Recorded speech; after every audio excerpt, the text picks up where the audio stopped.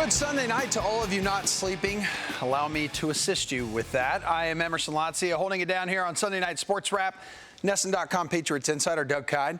He's in studio with whose stock is up, whose stock is down after that Thursday night game in Detroit for the Patriots, and why he's obsessed with Disney World.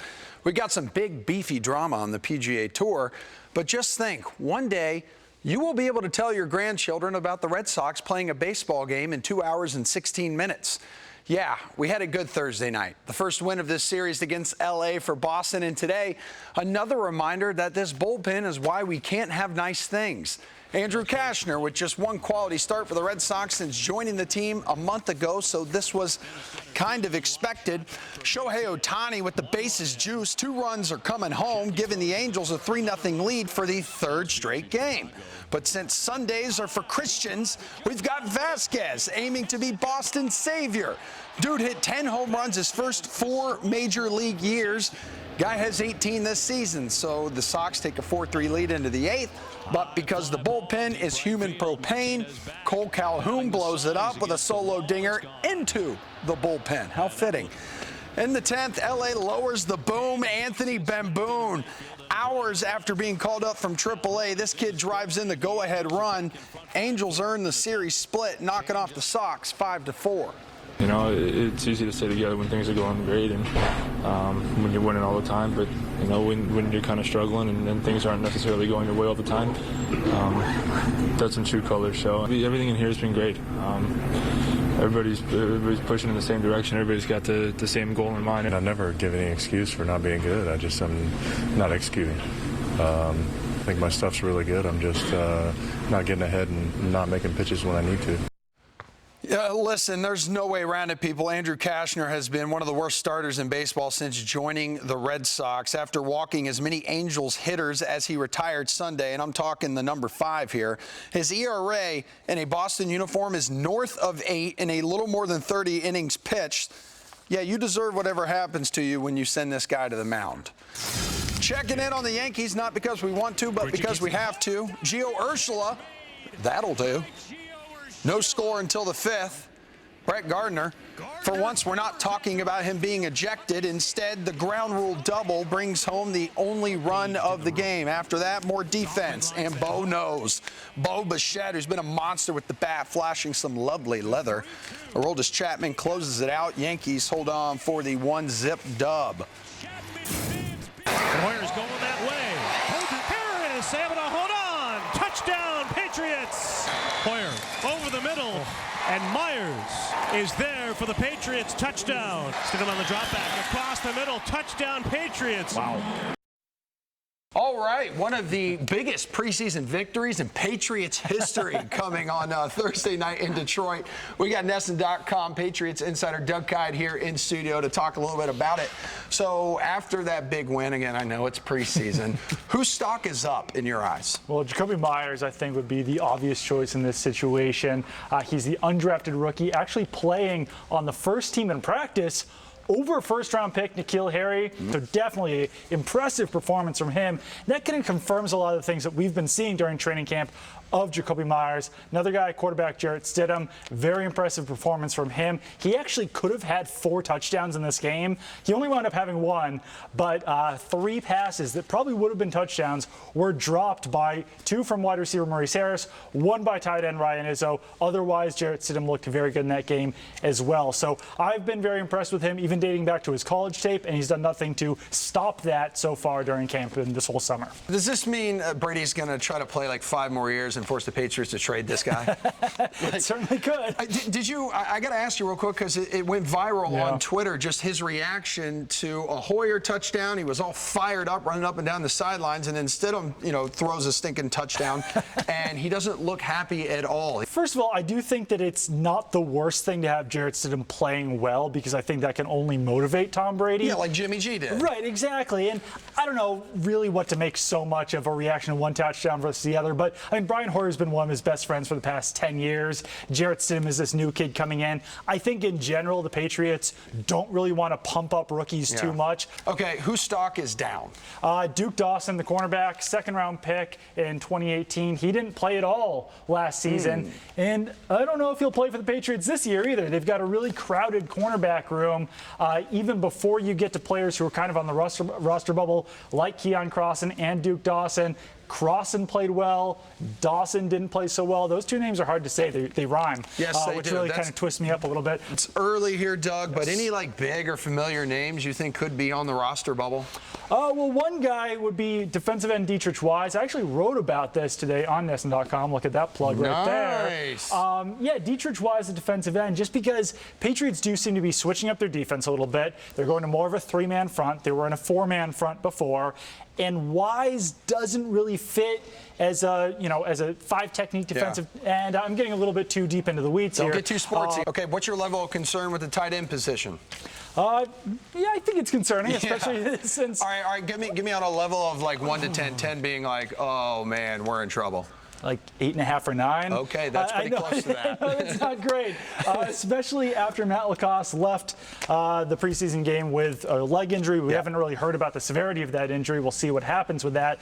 But I mean, even before that happened, you're talking about Matt Lacoste, who a lot of people had never heard of before he came to the Patriots, and there's good reason for that. He was like the 5th string tight end on the Broncos before everyone else got hurt, and then he became their starter at the end of the year. I think he can be a decent player, but it's not a great sign when you're talking about a Matt Lacoste injury and saying, wow, that could really affect the Patriots offense. All right, so Gronk is on speed dial right now?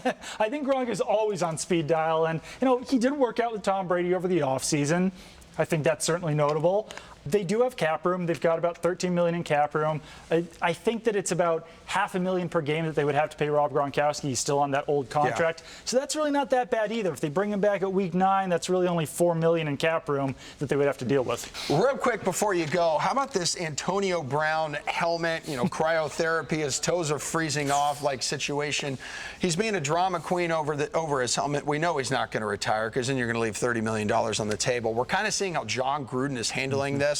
When you look at Hard Knocks and through his media availability, how do you think Bill Belichick would handle this situation with Antonio Brown? Well, it's funny because the Patriots reportedly were even showing interest in Antonio Brown when he was available via trade. I think that Bill would do what he always does, shut down all the questions, and then that kind of makes the story go away.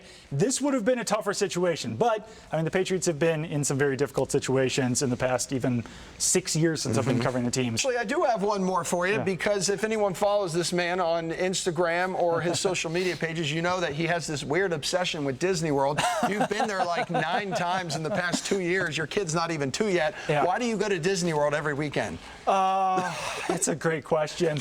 We've learned how to game the system, I'd say, and try to get these free trips in there. So your kid doesn't even know what's going on in life yet. She does love it, though. I've gone probably like 30 times in my life. I'm just a weirdo. That's really what it comes down to. But that's why we like you, man. Stay weird, man. Stay weird. Good stuff from Doug Kyed, as always. NESN.com, Patriots Insider. Good to see you. Absolutely. Good to see you, as always. Seriously, I know Doug just had a kid, so it wasn't as weird when he goes to Disney World alone. But coming up, Fenway Park, not the happiest place on earth, so let's take you back out there to hear what Jerry REMY is saying about the Sox struggling. Plus, there are plenty of responsibilities that come along with being a caddy, and apparently these pesky geese standing no chance.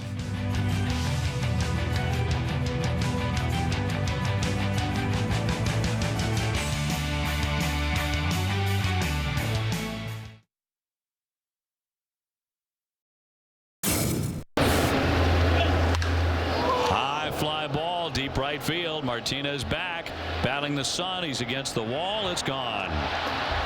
And that will tie the ball game. He finally throws him a fastball and he takes him out of the ballpark.